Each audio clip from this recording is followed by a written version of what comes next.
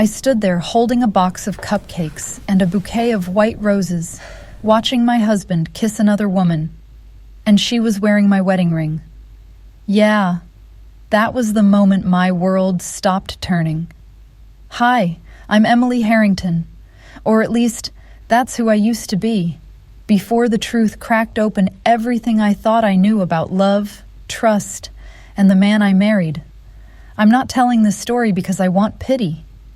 I'm telling it because maybe, just maybe, someone out there needs to hear it before they end up like me.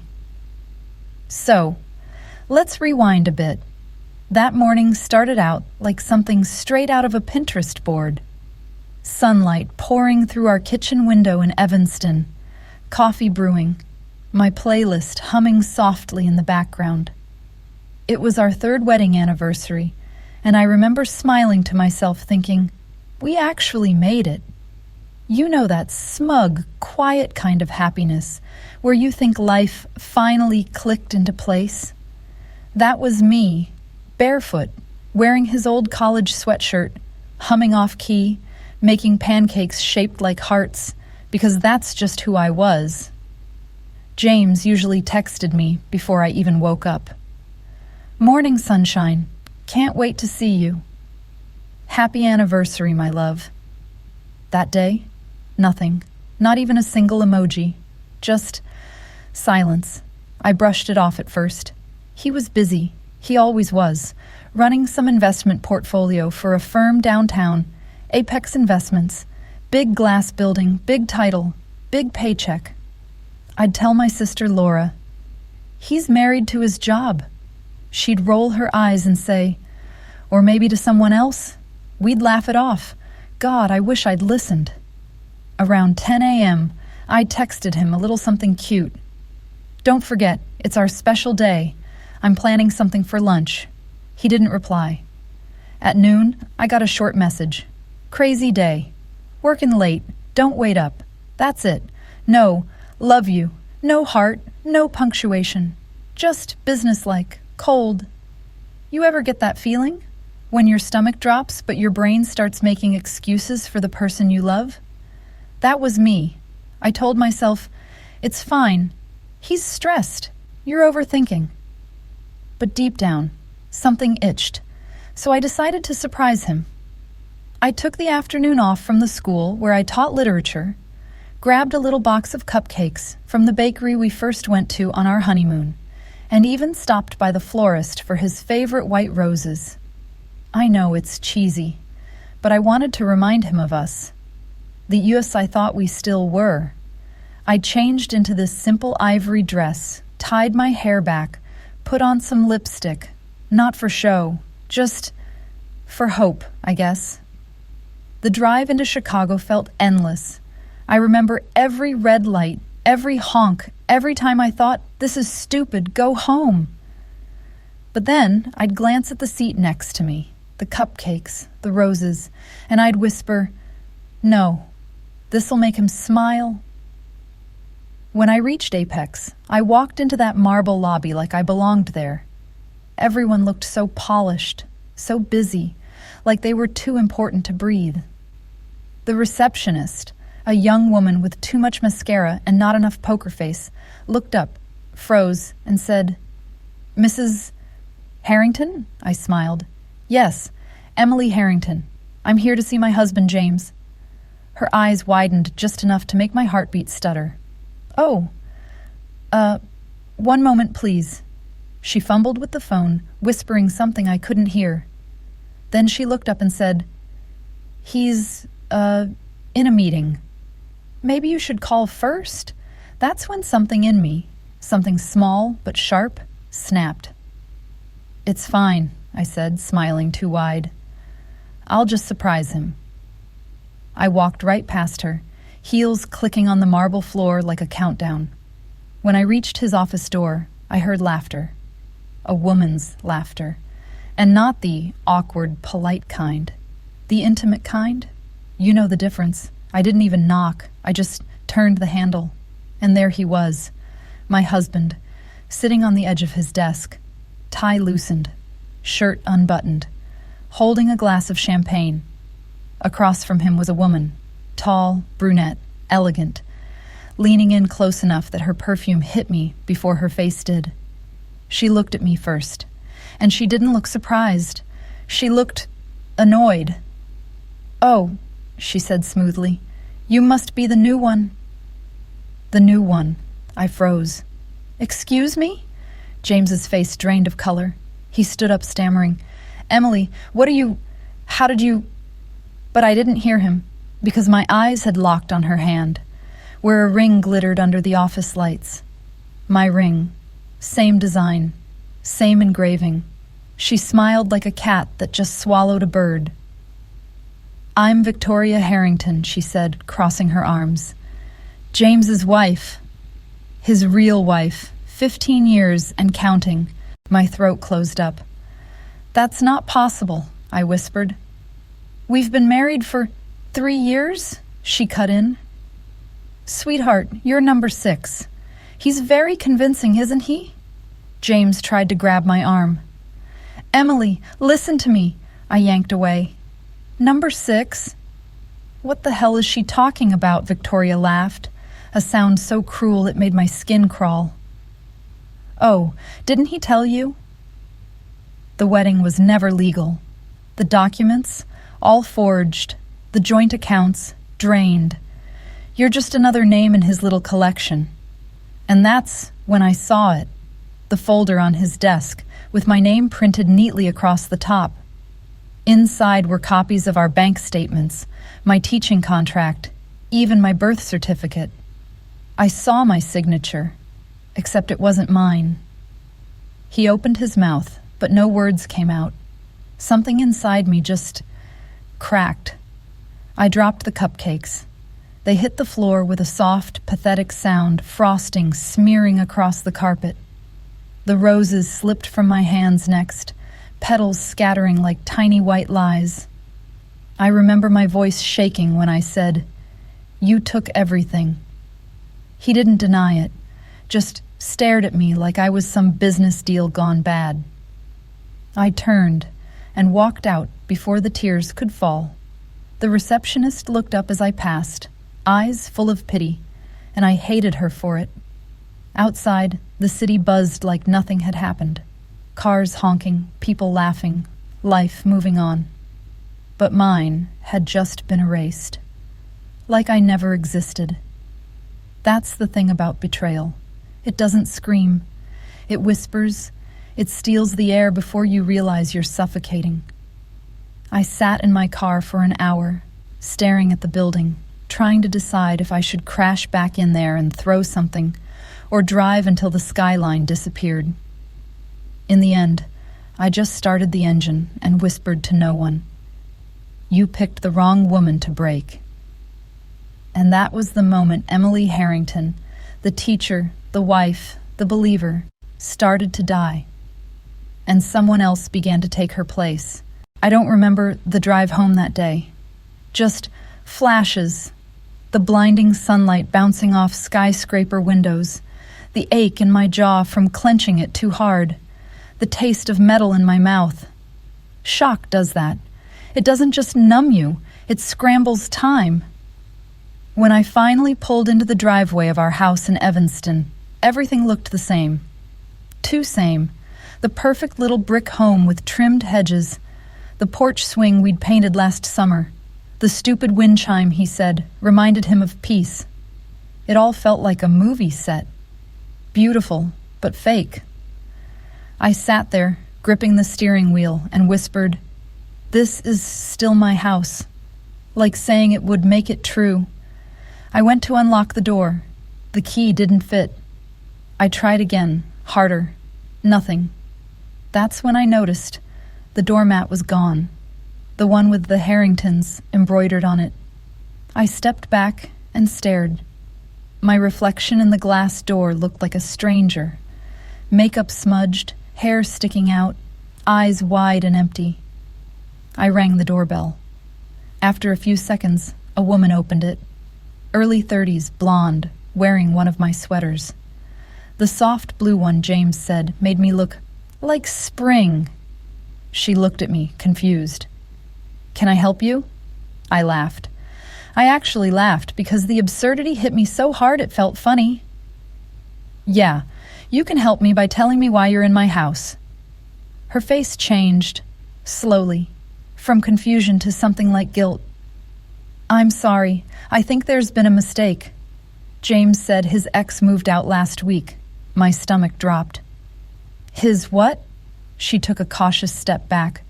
Maybe you should talk to him. I wanted to scream, but all I managed was, "Oh, I plan to." Then I turned, walked back to my car, and drove away before I did something I'd regret. That night, I showed up at my sister Laura's apartment, still wearing that ivory dress, now wrinkled and stained with melted frosting. She opened the door, took one look at me, and said, "What the hell happened?" I didn't answer.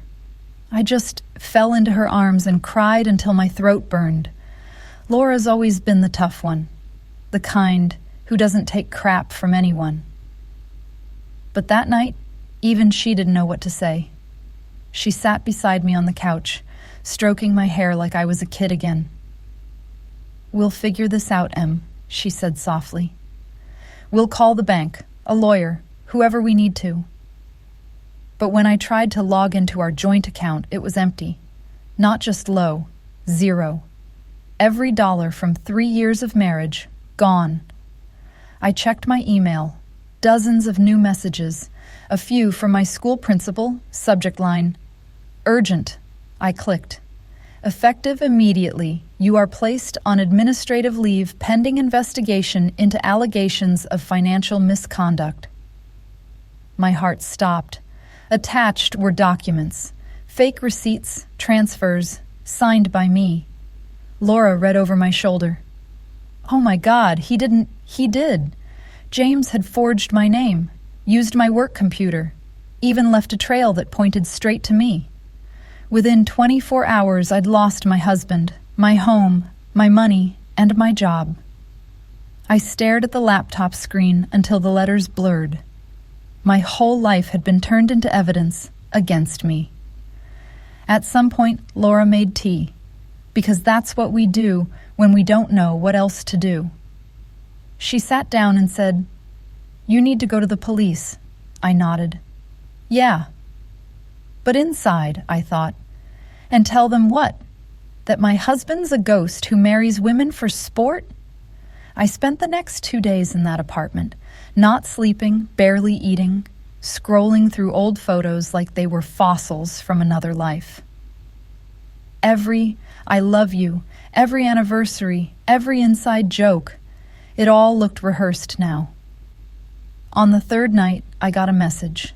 No name, no number, just, "You're not the only one. Meet me, Navy Pier." Midnight, Laura begged me not to go. "It could be him," she said. "It could be a trap. Or it could be the truth," I told her.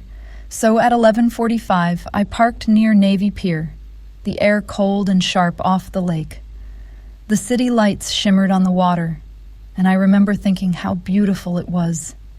That kind of cruel beauty that makes you feel even more broken. I waited by the carousel, hands jammed into my coat pockets, heart pounding. A few minutes past midnight, a woman appeared. She moved carefully, like someone who'd been looking over her shoulder for a long time. "Emily?" she asked. I nodded. She stepped closer, the glow from the pier lights catching her face. Tired eyes, faint scar along her jaw, like life had taken a few swings at her.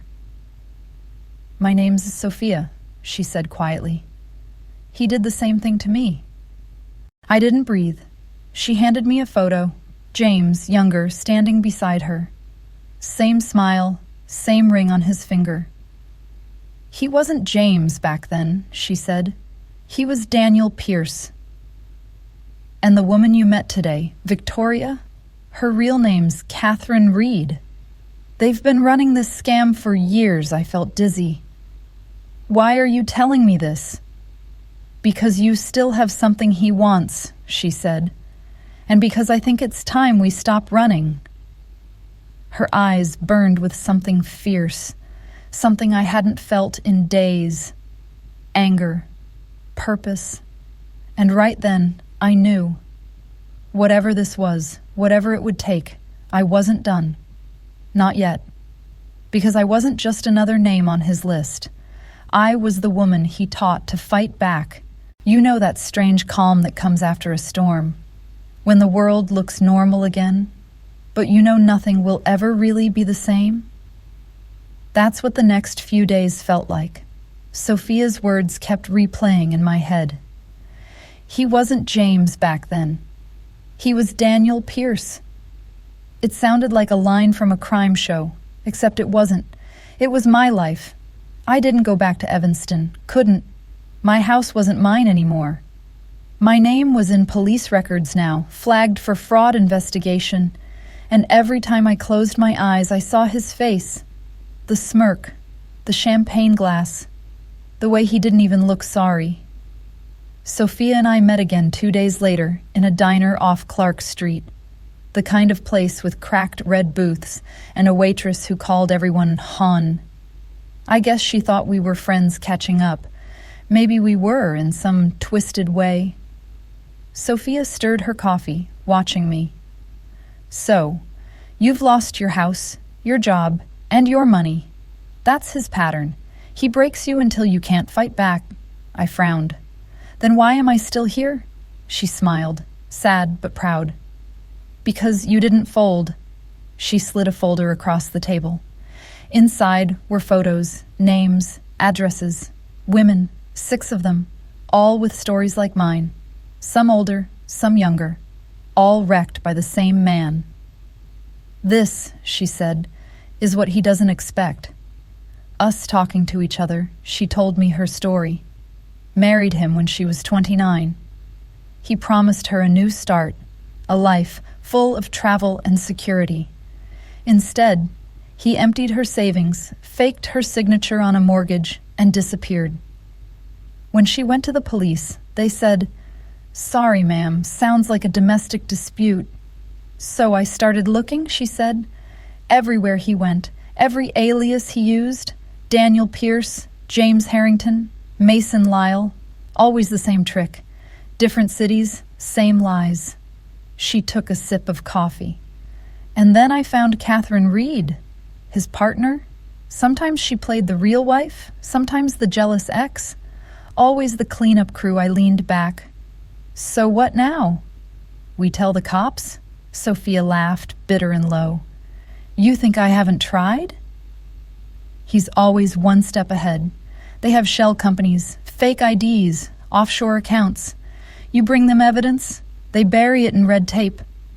I sat there, silent, the hum of the diner filling the space between us. Then I said, "So we don't go to the cops." Her eyes flicked up. "Go on. We go after him." That night I couldn't sleep. My phone buzzed constantly. Messages from blocked numbers, anonymous emails. One said, "Stay out of it, Emily." Another said, "You'll regret it like the others did." I didn't even know who the others were, but something told me I was about to find out. At 3 a.m., I got a text from Sophia. "You up? Meet me at the train station. Bring nothing you can't lose." I didn't hesitate. We drove north, out of the city, to a quiet suburb I didn't recognize. Sophia parked outside a large, empty house. "One of his old places," she said. "He and Catherine used to host charity parties here. All fake, of course, inside. It was like time had stopped.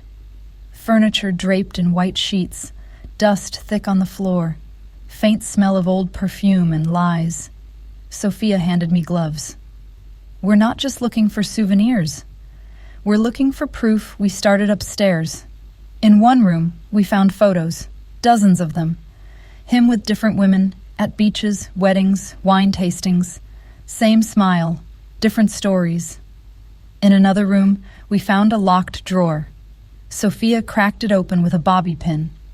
Inside were flash drives, documents, ledgers, offshore accounts, shell company names. "Jesus," I whispered. He's been running this for years, Sophia nodded. And now we have him. For the first time in weeks, I felt something close to power. Not joy, not relief, just the cold, clean spark of control.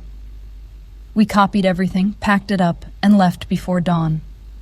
Back at Laura's apartment, I laid everything out on the kitchen table. Names, bank records, photos. It looked like a conspiracy board from a movie. Laura stood there, arms crossed. "You sure about this, Em?" "This isn't just about getting revenge. These people are dangerous," I met her eyes. "He already took everything I had. There's nothing left to lose." She sighed, but there was pride in her voice when she said, "Then you'd better make it count." The next few days were a blur of research and fear. Sophia connected me with two other women, Isabella, a lawyer from Miami, and Olivia, a journalist from Denver. All victims, all furious. We met online first, faces glowing under dim lights, whispering like we were planning a heist. In a way, we were. Isabella said, "I've been tracking their financial movements. They've got a big deal coming up, a fake wedding tied to a new investment scam." Olivia added, "And I've got contacts at the FBI who might listen if we bring them something solid." Sophia leaned in toward the camera. "Then that's our next step. We take this to the Grand Chicago Hotel. They're hosting the wedding in 3 weeks. We show up. We end it." I remember the chill that ran through me when she said that, because for the first time, it wasn't about surviving. It was about fighting back. And somewhere deep inside, the part of me James hadn't managed to destroy, smiled. Before we signed off that night, Sophia said something I'll never forget. "He ruined our lives one by one, but together, we're his worst nightmare." I looked at their faces on the screen, strong, scarred, tired, and realized I wasn't alone anymore. For the first time since that day at the office, I wasn't the woman holding cupcakes and roses. I was the woman holding evidence, and soon I'd be holding justice. You ever get that feeling where fear and adrenaline mix together until you can't tell them apart anymore? That's what the night of the mansion break-in felt like. We'd been planning it for weeks. Me, Sophia, Isabella, and Olivia. 4 women who'd once been victims, now turning into something else entirely. We didn't call the police, didn't ask permission, because what we were about to do wasn't legal, but it was right. The plan was simple enough, at least on paper. Catherine and Daniel, yeah, I stopped calling him James by then, still owned a property up in Lake Forest, one of those sprawling estates where people pretend their lives are perfect. Rumor had it they used it to host fake investment retreats and stash evidence between scams. Sophia had tracked down the security layout. Isabella got us fake IDs. Olivia handled the getaway car. Me? I was the distraction, which was funny considering a few months ago I couldn't even bluff my way through a student council meeting. We chose a Thursday night. Catherine was flying to New York for a business event. Daniel was supposedly in Miami wooing some heiress. The house should have been empty. At least, that's what we told ourselves. The drive up north was quiet. Lake Forest at night felt like another world.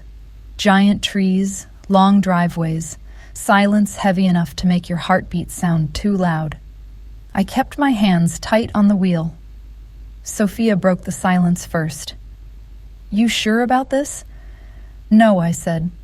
"But I'm doing it anyway," she smiled. "Good answer."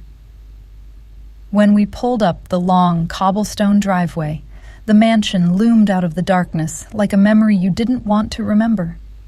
The windows were dark, the air thick with humidity and old money. We parked behind a hedge. Olivia handed me an earpiece. "Channel 3, don't freak out if you hear static. It's just interference." "Interference," I repeated, my voice trembling slightly. Right. Sophia picked the back door lock in under 30 seconds. She was terrifyingly good at it. Inside, everything smelled like dust and perfume. Expensive, artificial. The kind of scent you associate with secrets. We split up. I took the study. It was just like I remembered his office. Mahogany desk, perfectly arranged pens, family photos that probably came from a thrift store. I rifled through drawers, files, anything that looked remotely interesting.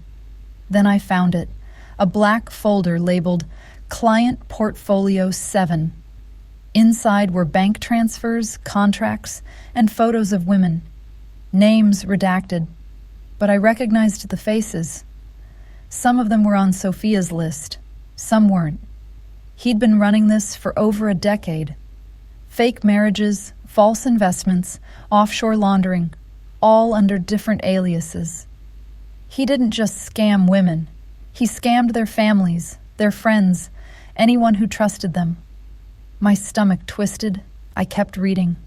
One line made my blood run cold. Emily Harrington, account terminated. Replaced by subject number 7. Confirmed. Subject number 7. The woman wearing my sweater. I dropped the folder, hands shaking. Every lie, every manipulation, it was all planned. I wasn't unlucky. I was targeted. In another room, Sophia's voice crackled through the earpiece. Emily, you might want to see this. I followed her voice to what looked like a small library. She'd pried open a hidden panel behind a bookshelf, revealing a narrow staircase that led down to the basement. We descended, flashlights trembling. The air was cold and damp, smelling faintly of chlorine. At the bottom was a storage room filled with boxes, computers, and hard drives, dozens of them, each labeled with a date and a name. Olivia's voice came through the earpiece. You guys seeing this? Yeah, Sophia said. This is his real office. We plugged in one of the drives. Videos appeared, recordings of meetings, phone calls, and worse, private footage of victims, probably used for blackmail. I couldn't watch. My stomach turned. Sophia, though, she just kept scrolling, her face stone cold. This is everything we need, she said quietly. Financials, faces, proof of coercion. This could bury them. Suddenly, Olivia's voice cracked through the line, panicked. Guys, we've got company. I froze. What do you mean, company? Black SUV just pulled into the driveway. 2 people. They're heading toward the back entrance, Sophia cursed under her breath. Catherine's flight must have been canceled. The lights flickered upstairs. We killed our flashlights instantly. The only sound was our breathing. Sophia whispered, Grab what you can. We're leaving, now. I shoved the drives into my bag, heart hammering. We moved up the stairs as quietly as possible, every creak sounding like a gunshot. From the kitchen, we heard voices, muffled but close. Catherine's sharp tone, unmistakable. Check the study. He said someone's been sniffing around. We ducked into the hallway, slipping out the side door just as a light flicked on behind us. Run, Sophia hissed. We sprinted across the lawn, branches slapping our faces, gravel crunching beneath our shoes. The SUV headlights swept across the grass behind us. I heard a man shout, Hey! By the time we reached Olivia's car, my lungs were burning. She floored it before I even shut the door. The mansion disappeared behind us, swallowed by the dark. We didn't stop until we hit the city limits. The car was silent, except for our breathing. Sophia finally spoke. We got what we needed. They'll know someone was there, but not who. I looked at the bag in my lap, heavy with hard drives and stolen truths. So what now? Olivia glanced back at me from the driver's seat. Now we go public. The next morning, we met Isabella at her office downtown. She'd cleared the place out, just us and a laptop. When we plugged in the drives, her eyes widened. This is enough to put them away for life, she whispered. Bank fraud, identity theft, conspiracy. It's all here, Sophia exhaled slowly. Good, because they're planning another wedding. Grand Chicago Hotel. 2 weeks from now. He's marrying the daughter of a senator. I laughed, a sharp sound that didn't feel like me. Of course he is. Always leveling up, Olivia leaned forward. Then that's where we end it. Publicly, no more shadows. Sophia nodded, eyes fierce. We take everything they built and burn it down. That night, alone in Laura's apartment, I watched the footage again. His face filled the screen, calm, confident, untouchable. I paused it right before his smile and whispered, "Not this time." Because for the first time since the cupcakes hit the floor, I wasn't broken anymore. I was focused. And Daniel Pierce was about to meet the women he'd underestimated. They say revenge doesn't fix anything, but whoever said that never watched the man who ruined their life get exposed in front of 100 people in designer suits. 2 weeks after the break-in, everything was ready. The evidence was backed up, triple encrypted, and loaded onto a laptop Olivia kept in a plain black case like it was the crown jewels. Isabella had used her legal contacts to pass a quiet tip to the FBI, enough to make them show up, not enough to scare Daniel off. The plan was simple: crash his next wedding. The Grand Chicago Hotel, ballroom level, 7 p.m. sharp. The guest list read like a who's who of the city's elite. He was marrying a senator's daughter. Of course he was. New money, high profile, perfect cover. Sophia said, "He's not expecting ghosts to walk in." I smiled. "Then let's haunt him." The night of the wedding, I stood across the street from the hotel, watching through the glass doors. Everyone inside looked perfect. Tuxedos, champagne, smiles that cost more than my car. I wore black, not the dramatic kind. Just a simple dress, hair tied back, no jewelry. I didn't want to shine. I wanted to cut. Sophia adjusted her earpiece beside me. FBI's in position.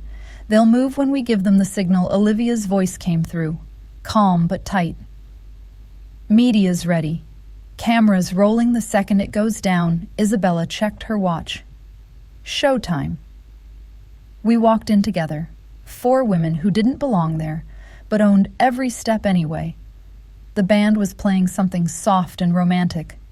Catherine, now pretending to be Victoria again, stood near the stage, radiant in her silver gown, playing the perfect hostess.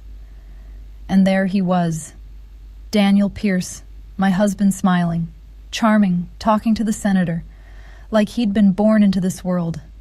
I swear for a split second, my legs almost gave out. Seeing him alive, free, untouched, it triggered something raw. But Sophia's hand brushed mine, grounding me. "You good?" she whispered. "Better than ever." We waited until the ceremony started. The bride walked in, young, nervous, clueless. The orchestra swelled. Daniel took her hand, and the priest began to speak. That's when Olivia's voice came through the earpiece. "Ready when you are, Em?" I nodded, walked forward. Every head turned as my heels clicked across the marble floor.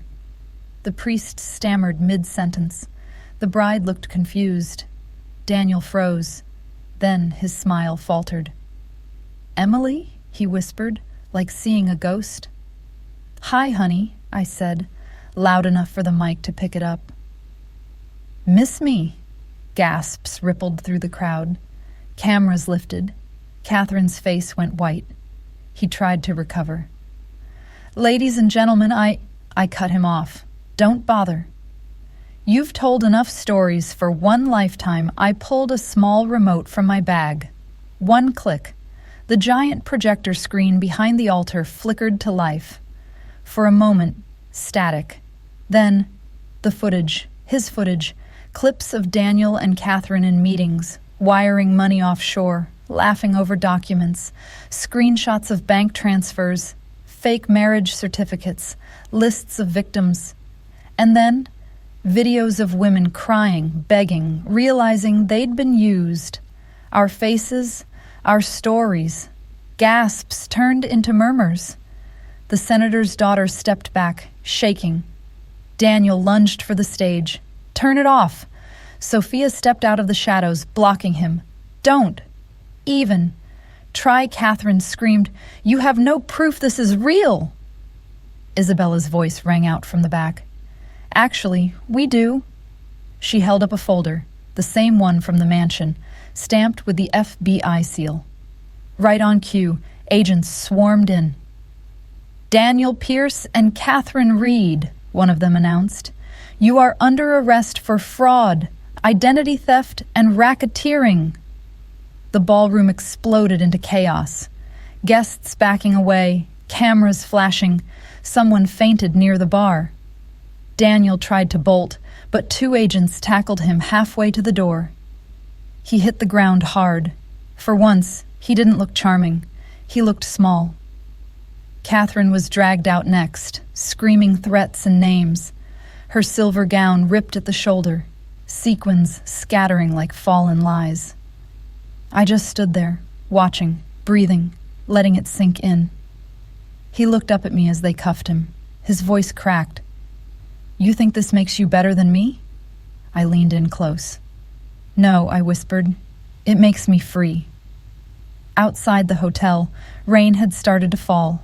One of those soft city rains that made everything glow. The FBI escorted them into cars. Sophia stood beside me, soaked but smiling. Olivia handed me her camera, still recording. "We got everything," she said. "Every angle." Isabella joined us, her voice shaking with relief. "It's over." But Sophia shook her head slowly. "No, this ring's bigger than just them. Those ledgers mentioned other names, people funding it. There's more." I stared at the flashing lights, the chaos, the headlines already forming. "Then we keep going." She looked at me, proud. "I knew you'd say that." The next morning, the story broke everywhere. Con couple exposed in high society wedding sting. Teacher leads operation that brings down investment scam. My inbox filled with messages from strangers, some grateful, some curious, some cruel. But buried in between was one that caught my eye.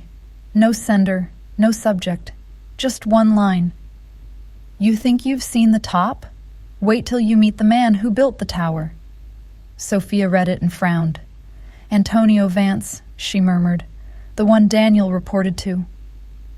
The real boss, I felt the adrenaline fade, replaced by that same hollow chill. "Then it's not over," she nodded. "Not even close." Later that night, we met on Sophia's rooftop, looking out at the skyline. Rain still drizzled, city lights glimmering below. She handed me a glass of whiskey. "You did good, Emily." I laughed quietly. "You mean we did?" She clinked her glass against mine. "To the truth." I looked at her, then out over the city, the weight of it all settling in. "You know what's funny? I thought justice would feel cleaner."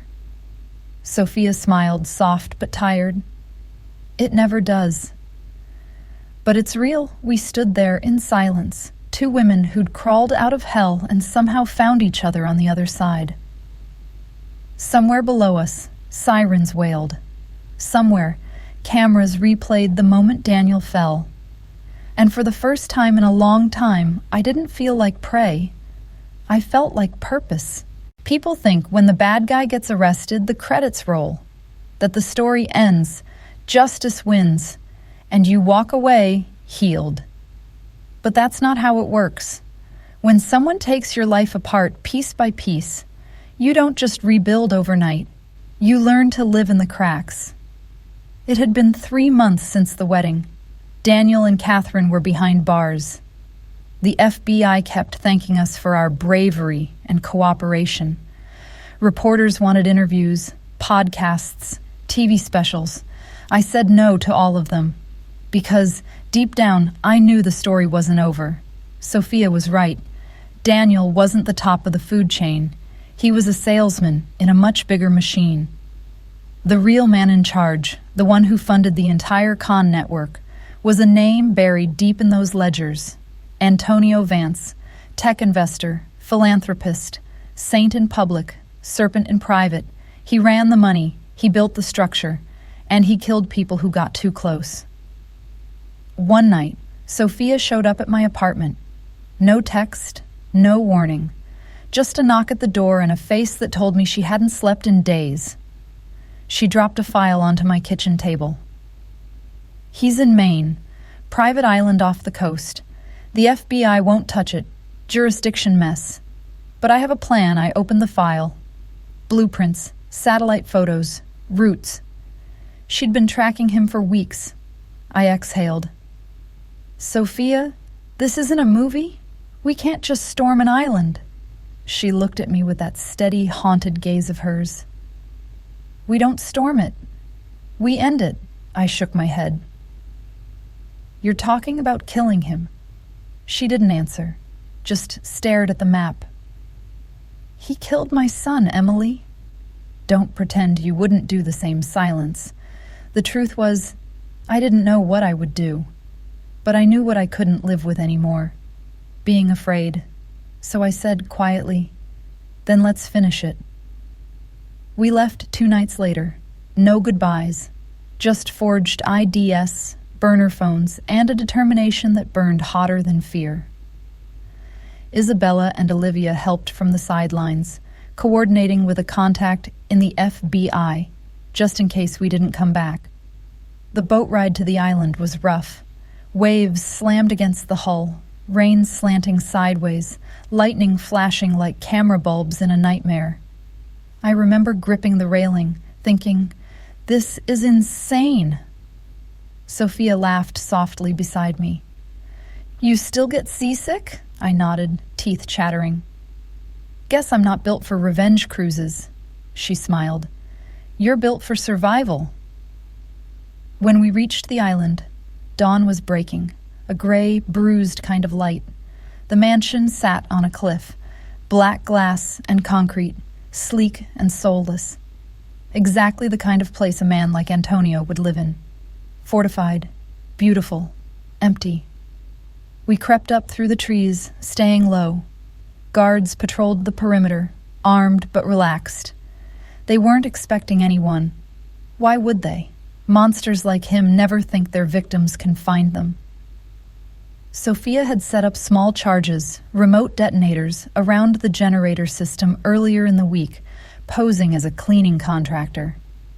When she pressed the first button, the lights in the mansion flickered out like a dying heart. That was our cue. Inside, the place was eerily quiet, just the hum of emergency lights and the ocean pounding below. We split up. I took the east wing. She took the west. Room after room, the same story. Expensive art, hidden safes, documents that screamed money laundering, but no Antonio. Then I found it, a study overlooking the ocean, and there he was. Antonio Vance, older than I expected, calm, drinking coffee in the dark like he'd been waiting for me. Emily, he said smoothly, as if greeting an old friend. I was wondering when you'd show up. I froze. You know my name. He smiled.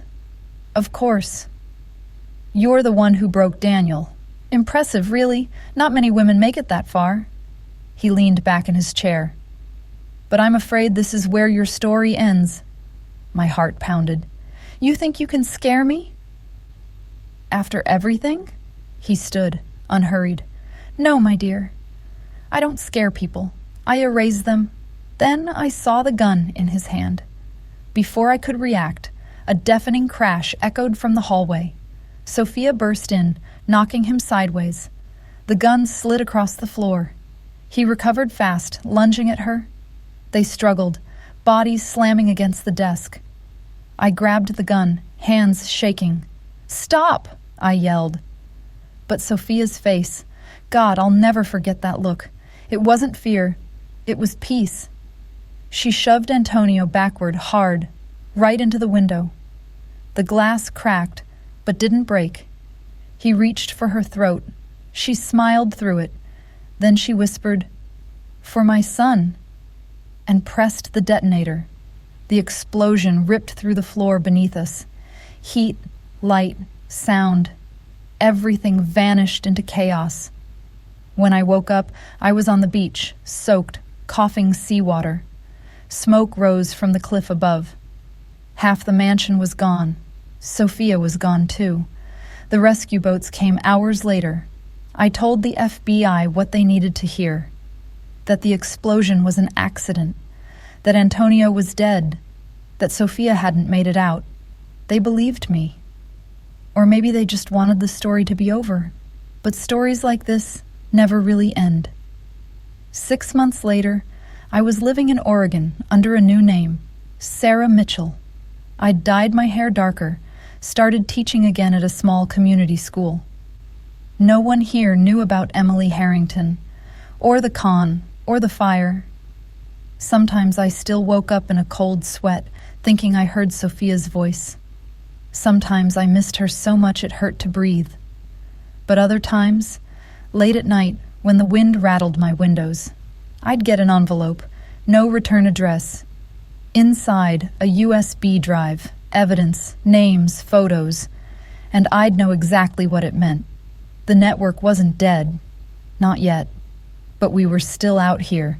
Women like me, like Sophia, watching, gathering, fighting in the shadows.